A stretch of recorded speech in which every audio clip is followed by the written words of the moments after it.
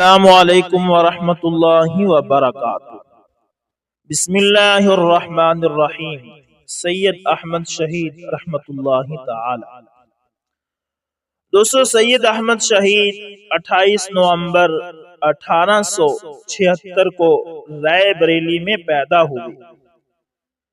ان کا والد کا نام سید محمد عرفان تھا۔ بچپن ہی سے ان کی توجہ جسمانی کھیلوں کی طرف زیادہ تھی۔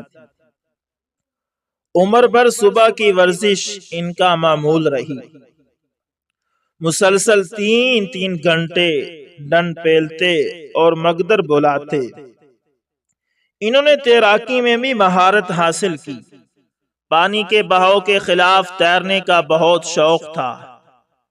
سید احمد اوائل عمر ہی سے ضعیفوں اور بیواؤں کا بہت درد رکھتے تھے۔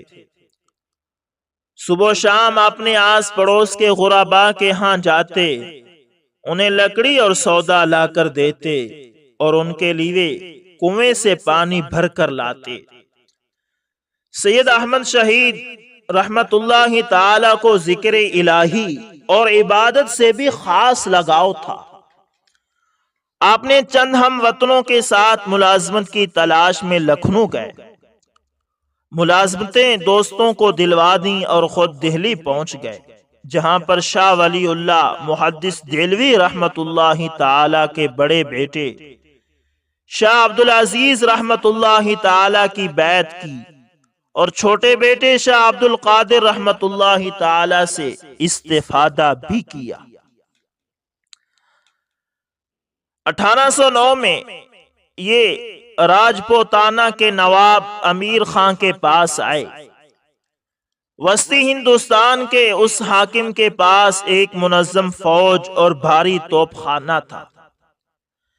سید احمد شہید صاحب اسلامی حکومت کی بحالی چاہتے تھے، لیکن جب امیر خان نے انگریزوں سے مصالحت کر کے اپنی فوج ختم کر دی تو وہ اس کا ساتھ چھوڑ کر دہلی واپس چلے آئے۔ 1818 میں ان کی ملاقات اپنے مرشد شاہ عبدالعزیز رحمت اللہ تعالی کے بھتیجے شاہ اسماعیل اور ان کے داماد مولانا عبدالحی سے ہوئی۔ ان تینوں اصحاب نے مل کر دہلی اور اس کے اطراف میں تبلیغ و دعوت کا کام کیا اور جہاد و شہادت کی فضیلتوں پر جا بجا واز کہے۔ اس زمانہ میں سمندر کا سفر پر خطر تھا۔ بعض علماء حج پر جانے سے روکتے۔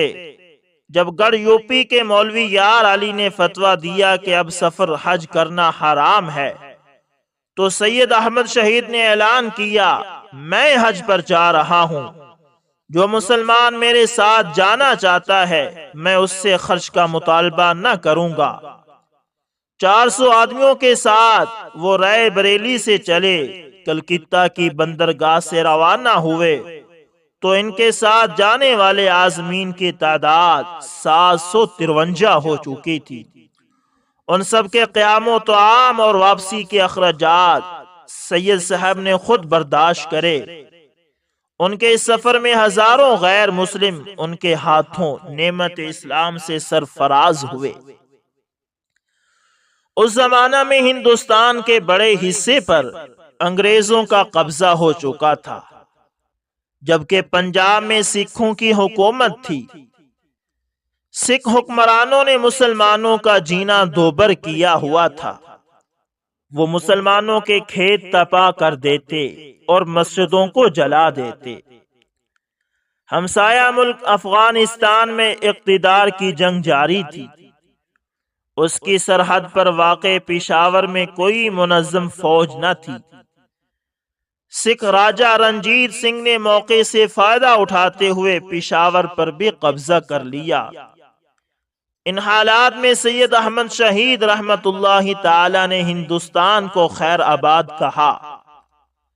17 جنوری 1824 کو سید احمد شہید 600 کے قریب غازیوں کو لے کر رائے بریلی سے چلے۔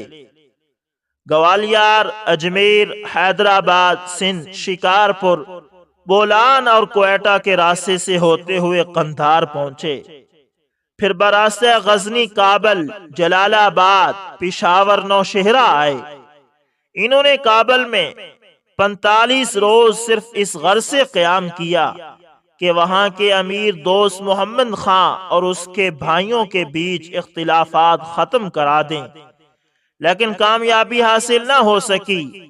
سرحد پہنچ کر سید احمد شہید نے سکھ حکومت کو اسلام قبول کرنے یا جنگ کی دعوت دی۔ حکومت کی طرف سے بدھ سنگھ 10,000 کی فوج لے کر اکوڑا پہنچا۔ 20 دسمبر 1824 کو 900 غازیوں نے آنے والے اس لشکر پر شب خون مارا۔ 700 سکھ فوجی مارے گئے، جبکہ محض 34 مجاہدین شہید ہوئے۔ سکھ لشکر چند میل پیچھے ہٹ کر شیدو میں مقیم ہو گیا۔ جنوری 1827 میں شیدو کے مقام پر مجاہدین اور اس لشکر میں جنگ ہوئی۔ یوسف زئی قبائل اور پشاور کے سرداروں سلطان محمد اور یار محمد کے دستوں کو ملا کر 1 لاکھ فوج مارکے کے لیے تیار تھی۔ سکھوں نے خفیہ پیغامات بھیج کر یار محمد کو جنگ سے قبل ہی ڈرا دھمکا لیا تھا۔ اس نے سید صاحب کو 1 رات پہلے زہر دلوا دیا، لیکن ان کی جان بچ گئی۔ عین اس وقت جب مجاہدین کو غلبہ ہوا اور سکھ فوج پسپا ہونے لگی، یار محمد اور اس کے بھائی شکست کا شور مچاتے ہوئے اپنی فوج میدان کارزار سے نکال کر لے گئے۔ شکست کے بعد سید بادشاہ نے سوات کی ایک وادی پنجتار خد و خیل میں اپنی چھاؤنی قائم کی۔ فروری 1829 میں انہوں نے 2500 علماء اور پٹھان سرداروں کو یہاں جمع کیا اور ان سے زکوٰۃ و عشر اور شرعی قوانین کے نفاذ کی بیعت لی۔ ہند کے رئیس خادی خان نے سید صاحب کا ساتھ نہ دیا، الٹا اس نے سکھوں کو پنجتار پر حملہ کرنے کی دعوت دی۔ سکھ لشکر پنجتار پہنچ گیا، لیکن اسے مجاہدین سے جنگ کرنے کی ہمت نہ پڑی۔ لشکر کے لوٹ جانے کے بعد سید بادشاہ نے قلعہ ہند کو مسخر کیا، پھر زیدہ کی جنگ میں دورانیوں کی باری فوج کو شکست دی۔ ان سے دغا کرنے والا ایک غدار یار محمد اس مارکے میں مارا گیا۔ پنجتار میں سید احمد شہید کی حکومت 4 سال سے زیادہ مدت تک قائم رہی۔ اس دوران میں انہوں نے دمگلا اور شنکیاری کے مقامات پر سکھوں کو ہزیمت سے دوچار کیا۔ ام پر قبضہ کرنے کے بعد انہوں نے مردان کے قریبی علاقے مایار میں لڑی جانے والی جنگ میں فتح حاصل کی۔ اس جنگ میں سلطان محمد خان کے لشکر پر کاری ضرب لگی تو مردان اور پشاور کے شہر سید احمد کے ہاتھ آ گئے۔ شکست کھانے کے بعد سلطان محمد نے صلح کی درخواست کی۔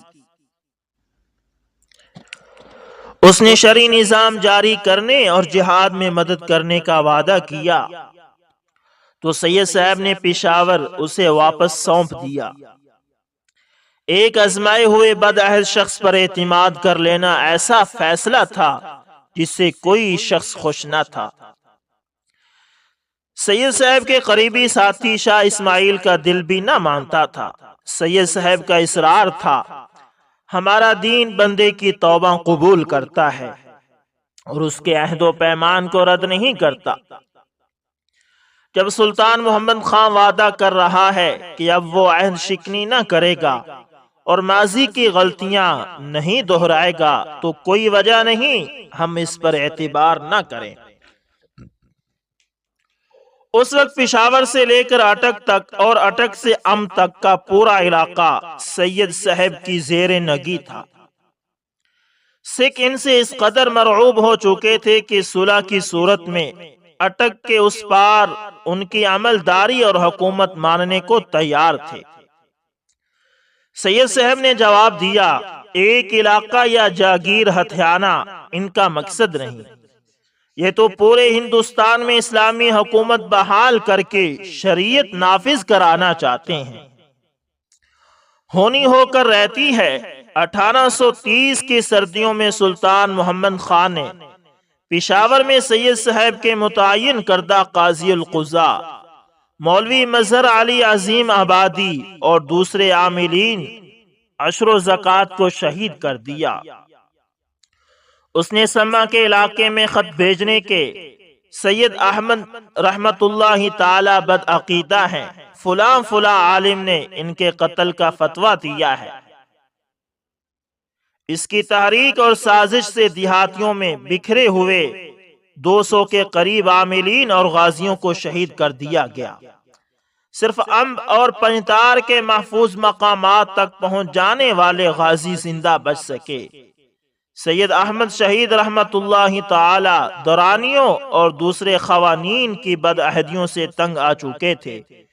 انہوں نے کہا اب یہاں سے ہجرت کرنا واجب ہے۔ ان کے مخلص ساتھیوں نے مشورہ دیا اس محفوظ مقام کو چھوڑ کر نئی جگہ جانا خطرے سے خالی نہیں ہوگا۔ ان کے ساتھ ہندوستان سے آنے والے مہاجر اور مقامی پٹھان سب مصر تھے کہ یہاں سے کوچ نہ کیا جائے۔ سید احمد شہید رحمت اللہ تعالی نے کہا مجھے دنیاوی جاہ و جلال کی آرزو نہیں، میں وہی کام کروں گا جس سے میرا رب راضی ہو، چاہے اس میں میری جان چلی جائے۔ ایسے موقعوں پر ہجرت کرنا انبیاء کی سنت ہے، اس لیے اب یہاں سے چل نکلنا ہی موضوع ہے۔ ان کا عزم دیکھ کر سب خوشی سے ان کی اطاعت کرنے پر تیار ہو گئے۔ چونکہ کشمیر کے مسلمان بارہا سید صاحب کو اپنے ہاں آنے کی دعوت دے چکے تھے اور کشمیر کے راستے میں پڑنے والے علاقوں کے سردار بھی ان کا ساتھ دینے کے لیے ہمہ تیار تھے۔ اس لیے انہوں نے دشوار گزار پہاڑی راستوں سے ہوتے ہوئے مجاہدین کا لشکر لے کر کشمیر جانے کا ارادہ کر لیا۔ دریائے اباسین کو عبور کرتے ہوئے وہ ہزارہ کے بلائی مقام راج دواری پہنچے، پھر بھوگرمک، گونش اور بالا کوٹ میں اپنے مراکز قائم کیے۔ کچھ غازیوں نے آگے جا کر مظفر آباد پر قبضہ کر لیا۔ اس طرح کشمیر کا اکثر حصہ ان کے قبضے میں آ گیا۔ زیادہ تر مجاہدین بالا کوٹ میں تھے کہ سید صاحب کے مخالفین نے راجہ رنجیت سنگھ کے بیٹے شیر سنگھ کو ان پر حملہ کرنے کی دعوت دی۔ وہ 10,000 کا لشکر لے کر پشاور سے چلا۔ بالا کوٹ اونچائی پر واقع ہے۔ دریائے کنہار کے نشیب کی طرف سے سکھ فوج کا داخل ہونا آسان تھا، اس لیے سید صاحب نے دریا کا پل توڑوایا اور ناکے لگا کر اس راستے کو بند کر دیا۔ انہوں نے عقب سے آنے والی پہاڑی رستوں پر بھی اپنے غازی جوان متعین کر رکھے تھے۔ کچھ مقامی لوگوں نے سکھ فوج کو پہاڑی پگ ڈنڈیوں سے ہوتے ہوئے مٹی کوٹ کے ٹیلے تک پہنچنے کا راستہ بتایا۔ یہ بالا کوٹ کے مغرب میں اس سے زیادہ اونچائی پر واقع ہے۔ اس زمانے میں مثل مشہور تھی جس کا مٹی کوٹ اسی کا بالا کوٹ۔ ایسے ہی ہوا۔ جمعہ 6 مئی 1381 کو دن چڑھے بالا کوٹ اور مٹی کوٹ کے درمیانی میدان میں خون ریز لڑائی ہوئی جو 2 گھنٹے ہی میں ختم ہو گئی۔ سکھ تعداد میں کئی گنا زیادہ تھے۔ غازیوں نے بڑی جاں فشانی دکھائی اور مٹی کوٹ کی پہاڑیوں سے اترتے ہوئے بے شمار سکھوں کو جہنم واصل کیا، حتیٰ کہ وقتی طور پر پسپا ہوئے اور پہاڑیوں پر واپس چڑھنے پر مجبور ہو گئے۔ سید صاحب ایک پتھر کی اوٹ سے دشمن پر گولیاں برسا رہے تھے۔ جنگ تیز ہوئی تو وہ آگے بڑھ کر 10 بدس لڑائی کرنے لگے۔ دیر تک ان کا پتہ نہ چلا، غازی ان کو ڈھونڈتے پھر رہے تھے۔ شاہ اسماعیل رحمت اللہ تعالی کی پیشانی پر گولی لگی، ان کے سر سے خون بہہ رہا تھا اور وہ بھی سید صاحب کو تلاش کر رہے تھے۔ مولوی سید جعفر علی کے چشمدید بیان کے مطابق سید صاحب کی ران پر گولی لگی اور پیشانی پر پتھر سے چوٹ آئی۔ کچھ غازی امیر المؤمنین کو نہ پا کر بالا کوٹ پلٹ گئے۔ ان کا ارادہ وہاں سے دوبارہ حملہ کرنے کا تھا، لیکن ایسا نہ ہو سکا۔ سکھ فوج غالب آ گئی۔ سید احمد شہید اور شاہ اسماعیل کے علاوہ 300 غازی جام شہادت نوش کر چکے تھے۔ فاتح سکھوں نے سید صاحب کا جثہ تلاش کرایا تو سر تن سے جدا ملا۔ انہوں نے سر اور جسم اکٹھا کر کے دفن کرا دیے، لیکن دوسرے یا تیسرے دن ننگوں سکھوں کا ایک فرقے نے لاش قبر سے نکالی اور دریا میں بہا دی۔ دریائے کنہار میں بہتے ہوئے سر اور تن پھر الگ ہو گئے۔ تن دریا سے نکال کر تلہٹہ میں دفن کیا گیا، جبکہ سر 3 میل اور آگے گڑھی حبیب اللہ جا پہنچا، اس کی تدفین وہاں ہوئی۔ سید احمد شہید نے مجاہدانہ زندگی بسر کرنے کے ساتھ چند مختصر رسالے بھی تحریر کیے جو فارسی زبان میں ہیں۔ تنبیۃ الغافلین، رسالہ نماز، رسالہ در نکاح بیوہ گان انہوں نے خود لکھے، جو کہ صراط مستقیم شاہ اسماعیل اور مولانا عبدالحی کو املا کرائے تھے۔ دوستو، اولڈہم پاسبان صحابہ برطانیہ کے چیئرمین محمد عمر توحیدی نے کہا تھا کہ شاہ اسماعیل شہید رحمت اللہ تعالی نے اپنی محنت اور قربانی سے آزادی کی ایسی شمع روشن کی تھی جس کی روشنی سال ہاں سال تک آزادی کے آئندہ قافلوں کو راہ دکھاتی رہی۔ آپ کی قربانی کی یاد سے ہماری تاریخ میں تسلسل پیدا ہوتا ہے اور رگوں میں تازہ خون کی لہر اٹھتی ہے۔ ضروری ہے کہ اس دور میں اس بطل حریت کا تعارف اور تذکرہ عام ہو تاکہ نوجوان نسل اپنے اسلاف کے شاندار ماضی سے واقف ہو سکے۔ یوم شہادت شاہ اسماعیل شہید اور یوم وفات شیخ القرآن مولانا غلام اللہ خان کے حوالے سے ایک بیان میں انہوں نے کہا تھا کہ شاہ ولی اللہ محدث دہلوی اور ان کے خاندان نے اپنے عہد میں مسلمانان بر صغیر کی دینی اور دنیاوی صلاح و فلاح کے لیے جو خدمات سر انجام دی، ان کے بار سے آج تک ہم سب گدوش نہیں ہو سکے۔ اسی خاندان کے ایک روشن ستارے، کاروان حریت کے شاہ سوار شاہ اسماعیل شہید نے آگے بڑھ کر مسلمانان بر صغیر کو استبدادی حکومت سے بالعموم اور مسلمانان پنجاب کو سکھوں کے ظلم و ستم سے بالخصوص نجات دلانے کے لیے عملی جد و جہد کا راستہ اختیار کیا اور شجاعت و استقلال کی وہ داستان رقم کی جس کی یاد رہتی دنیا تک باقی رہے گی۔ شاہ اسماعیل شہید توحید و سنت کی بے مثال داعی ہونے کے ساتھ ساتھ ایک عظیم سپہ سالار بھی تھے، اور اسی راہ پر چلتے ہوئے اپنی آبائی وطن سے ہزاروں میل دور انہوں نے 1831 کو بالا کوٹ کے میدان میں سکھوں سے لڑتے ہوئے جام شہادت نوش کیا۔ عمر توحیدی نے مزید کہا کہ خانوادہ شاہ ولی اللہ سے توحید و سنت اور غیرت و حریت کا سبق علماء دیوبند کے واسطے سے امام الموحدین مولانا حسین علی رحمت اللہ تعالی نے حاصل کیا، اور جو جھنڈا خاندان دہلی نے بلند کیا تھا اسے آپ نے گرنے نہیں دیا، اور اسی سلسلے میں آپ کے شاگرد رشید شیخ القرآن مولانا غلام اللہ نے زندگی کی آخری سانس تک شرک و بدعت کی ظلمتوں میں توحید و سنت کا دیا جلائے رکھا، اور اللہ کو اور لوگوں کو اسی کی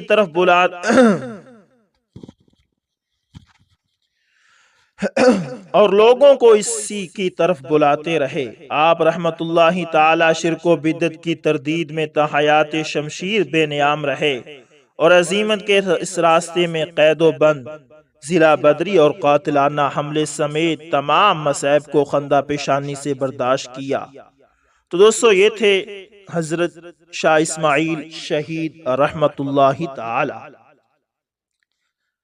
جن کی مجاہدانہ زندگی کے چند پہلو آپ کے سامنے شیئر کیے گئے۔ دوستو، ان اللہ والوں کی زندگیوں کو پڑھ کر اور سن کر ہمیں بھی اپنے ایمان کو جھنجھوڑنا چاہیے اور اپنے آپ کو اس زاویے پر پرکھنا چاہیے کہ آج ہم کس سطح پر کھڑے ہیں۔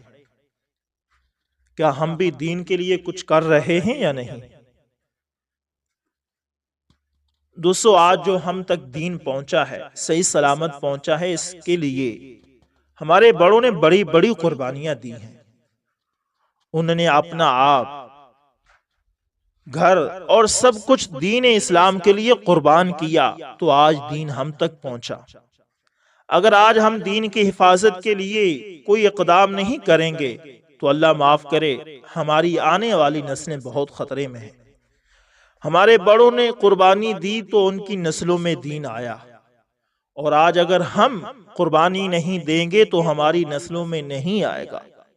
اس لیے ضروری ہے کہ ہم اپنے بڑوں اور ہمارے اسلاف اور صحابہ کرام اور اسی طرح آپ صلی اللہ علیہ وسلم کی سیرت طیبہ کا مطالعہ کیا جائے، صحابہ کی سیرت کا مطالعہ کیا جائے، علماء کرام، اولیاء کرام کی سیرت کا مطالعہ کیا جائے، اور اپنے آپ کو اس کے مطابق ڈھالنے کی کوشش کی جائے۔